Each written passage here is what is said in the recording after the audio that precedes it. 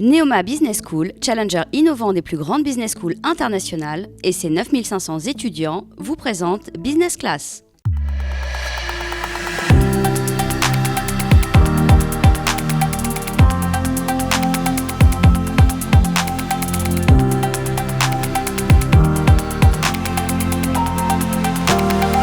Bonjour à tous, nous sommes ravis de vous retrouver sur le plateau de Business Class. Business Class, ce rendez-vous qui réunit des étudiants et un ou une dirigeante. Un rendez-vous intimiste, un rendez-vous où on va essayer de casser les codes. Imaginez que nous sommes un peu au bistrot du coin et où les étudiants vont pouvoir poser toutes les questions qu'ils veulent à un ou une dirigeante. Et aujourd'hui, nous avons une dirigeante. Bonjour Adeline Lescane-Gauthier. Bonjour. Vous êtes directrice générale du groupe Nutri7 et vous avez accepté de répondre à nos 3 intervieweurs. Avec plaisir. Que vous avez en face de vous. Donc en face de vous, nous avons Etam, qui est étudiant en Master 2 et qui est président d'une association qui s'appelle ESC Sans Frontières. Maya, vous êtes également étudiante en M2 et vous êtes en alternance et vous faites votre apprentissage chez Orange. Bonjour Maya. Et Antoine. Bonjour Antoine. Bonjour. Vous êtes également en dernière année de votre cursus master. Et vous avez un projet que vous portez qui s'appelle 20 Questions to Children. Exactement. Et vous aurez peut-être l'occasion d'en discuter avec notre invité du jour. Adeline Lescane-Gauthier, nous allons parler de votre entreprise tout de suite après ça. Vous dirigez le groupe Nutri7. Est-ce que vous pouvez nous parler de votre entreprise en quelques chiffres ? Alors en quelques chiffres ou quelques mots, le groupe Nutri7 a pour mandat d'améliorer l'accès à une alimentation de qualité, spécialement dans les pays du Sud. Historiquement, le groupe Nutri7 s'est intéressé spécifiquement à la nutrition en proposant, développant et mettant sur le marché des produits pour prévenir et traiter la malnutrition aiguë, donc la sous-nutrition. Et puis depuis quelques années, on s'est posé la question de comment avoir un impact plus important et comment être en amont de cette malnutrition. Et du coup, on travaille sur l'alimentation, comment utiliser des matières premières locales pour mettre à disposition des populations une alimentation de qualité. Vous êtes basé à Maloney ? Oui. Donc tout près de Rouen ? Oui, juste à côté. Combien de collaborateurs ? À peu près 200. À peu près 200 collaborateurs, essentiellement on imagine des chercheurs ? Non, on a vraiment tous les métiers. On a toute une partie de production déjà sur le site, donc à peu près la moitié de l'effectif c'est pour la production. On a tous les métiers support qui vont de la qualité, des métiers de la finance, du contrôle de gestion, de la communication, les métiers juridiques. Et puis après, on a évidemment un gros pôle recherche qui est à la fois sur de la recherche en food techno, de la recherche anthropo, sociale. On essaye de mélanger les différentes matières en fait, de recherche pour comprendre, avoir une vision globale en fait. D'accord. Et le produit qu'on connaît de Nutri7, c'est le produit phare, je dirais, c'est Plum Peanut, c'est ça ? Donc, oui. J'aurais aimé que vous en connaissiez plein d'autres. Ah, ça sera l'occasion. Alors, quel autre produit En fait, on a toute une gamme. Donc, Plum Peanut, c'était vraiment le premier produit qui nous a permis de traiter la malnutrition aiguë sévère, celle qu'on voit à la télé avec des enfants qui sont sur le point de mourir.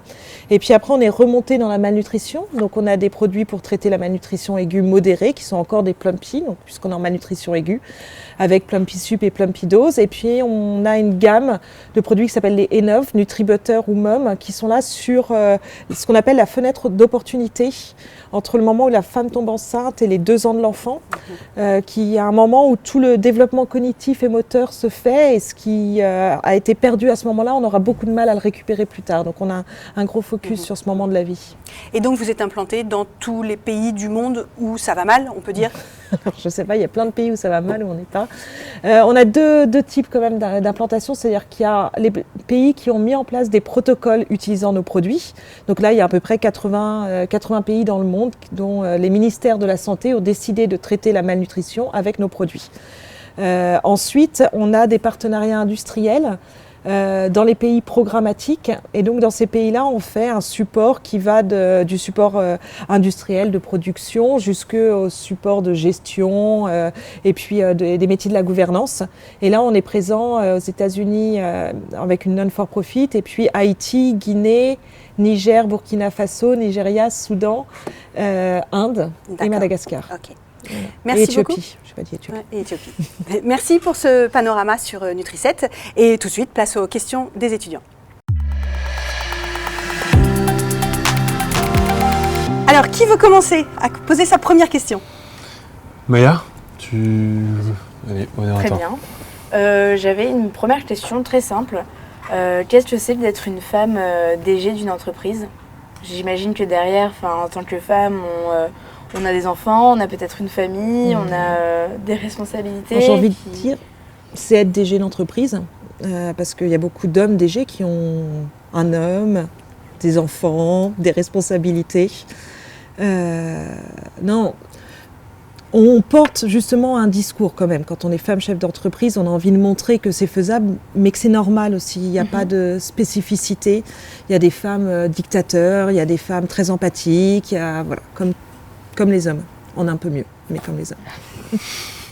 Et du coup, votre quotidien se compose comment Mais en dehors du travail, j'imagine que c'est comme beaucoup, c'est-à-dire que y a les enfants, la nounou, mon mari, on a des amis, on essaye de rentrer tôt et on retravaille un petit peu une fois que les enfants sont couchés, on essaye de les accompagner.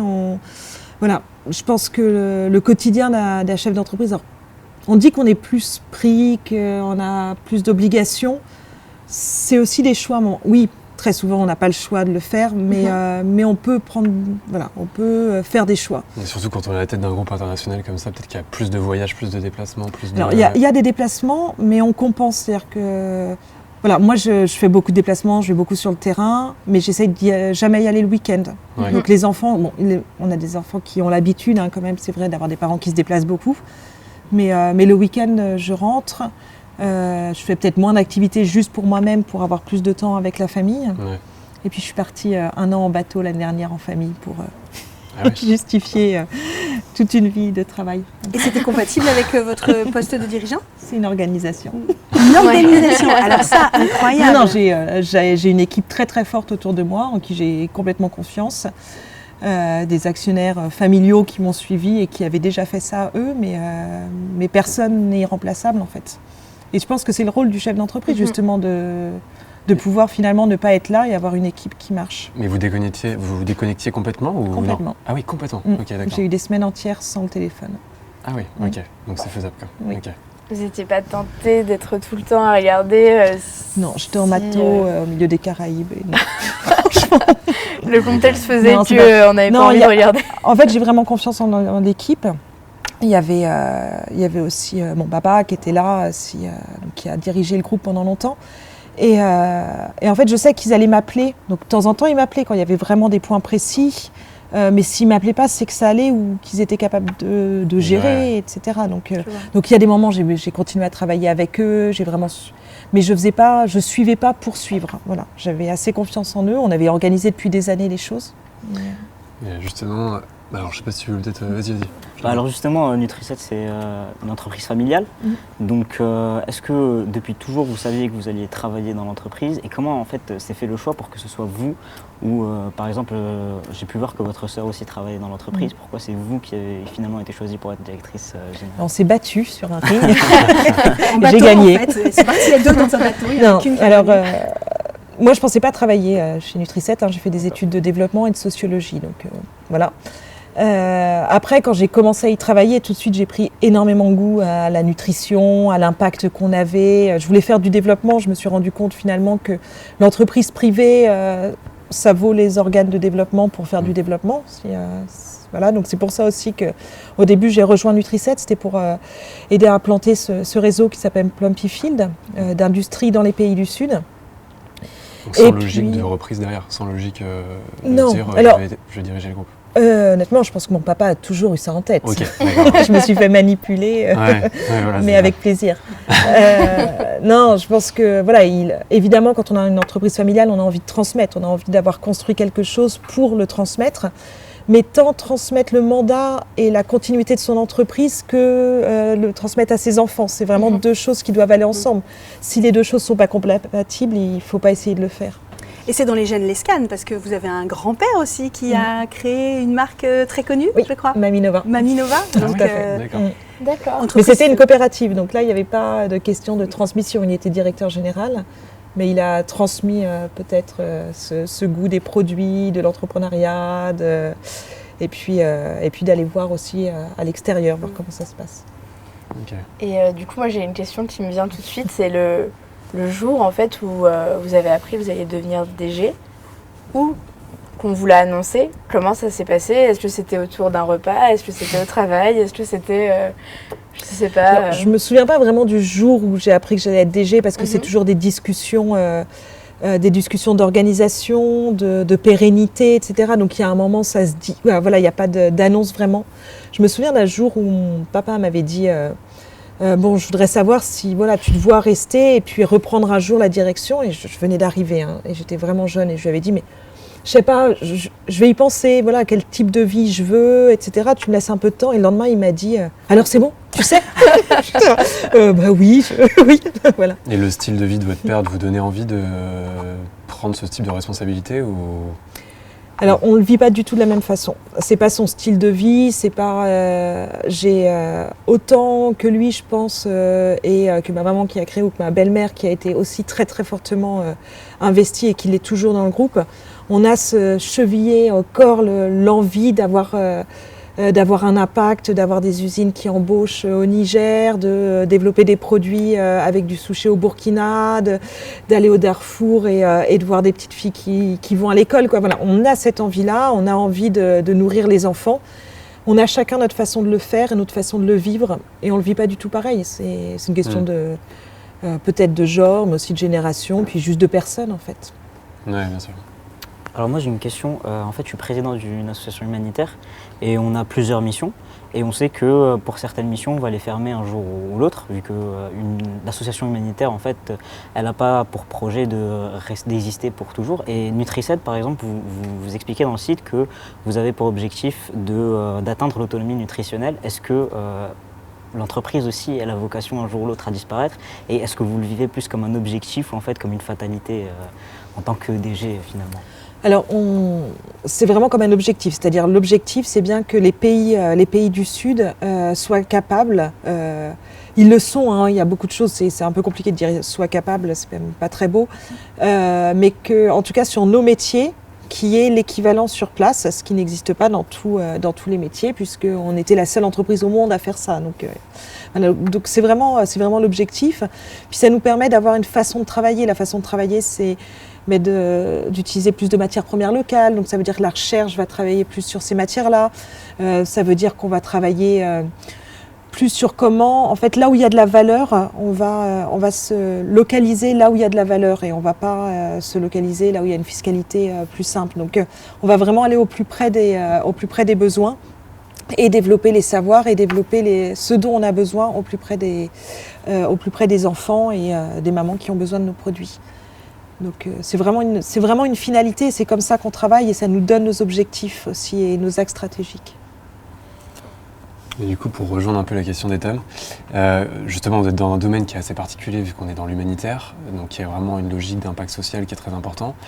Comment la concurrence se gère? Est-ce que vous avez vraiment des concurrents? Est-ce qu'on peut parler vraiment de concurrents dans ce domaine? Et est-ce que c'est une concurrence qui est saine, qui est plus saine que dans un autre domaine?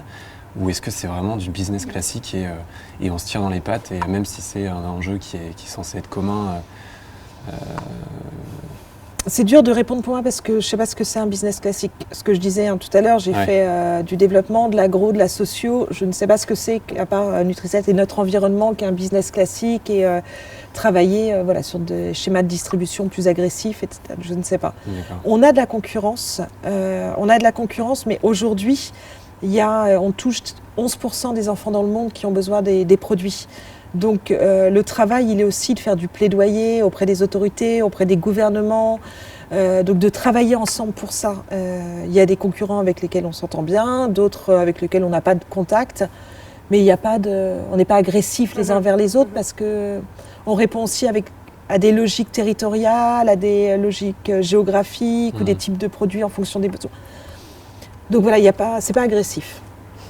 Je rebondis sur ce que vous avez dit, parce que vous avez dit mettre en place des partenariats avec des gouvernements ou des États.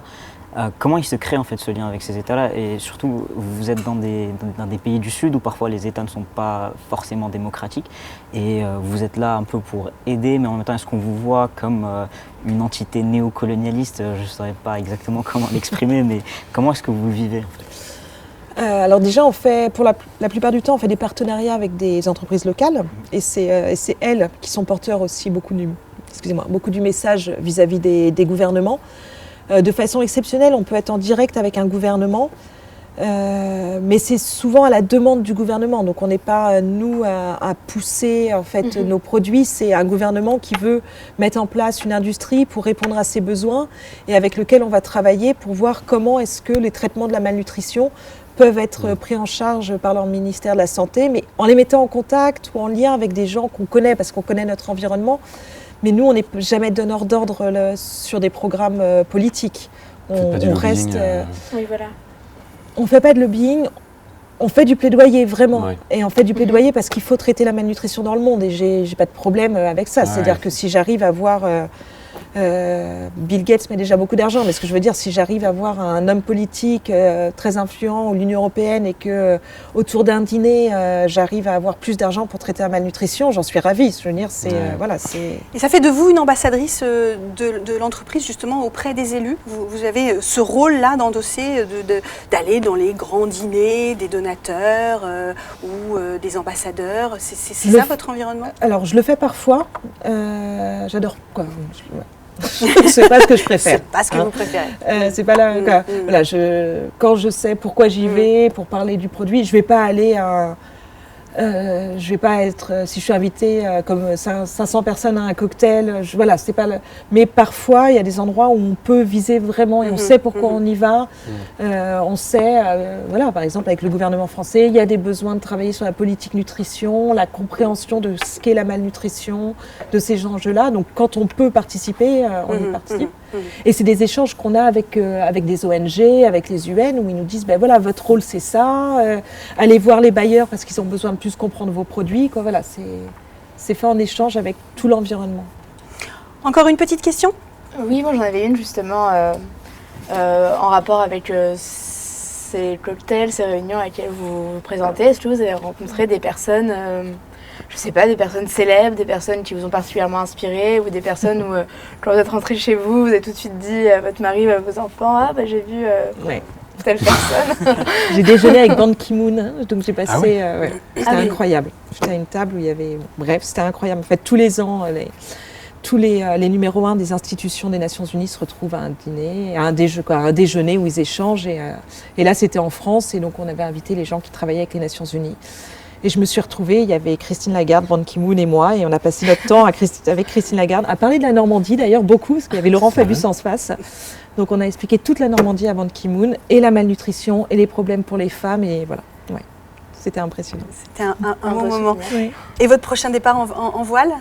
En voile Non, en bateau? Mais Non. je sais pas. C'est pas au premier. J'aimerais bien aller plus dans le nord, etc. Mais là, on se reconcentre un peu sur notre travail. Très bien. Merci beaucoup de cet à échange. C'est toujours très rapide, c'est vrai. On voudrait que ça dure un peu plus, mais autour justement d'un petit verre dans un petit bar. Prochainement, c'est quelque chose que l'on pourrait faire. Merci beaucoup Adeline Lescane-Gauthier d'avoir accepté notre invitation et à très bientôt pour un nouveau rendez-vous avec un ou une dirigeante. Au revoir.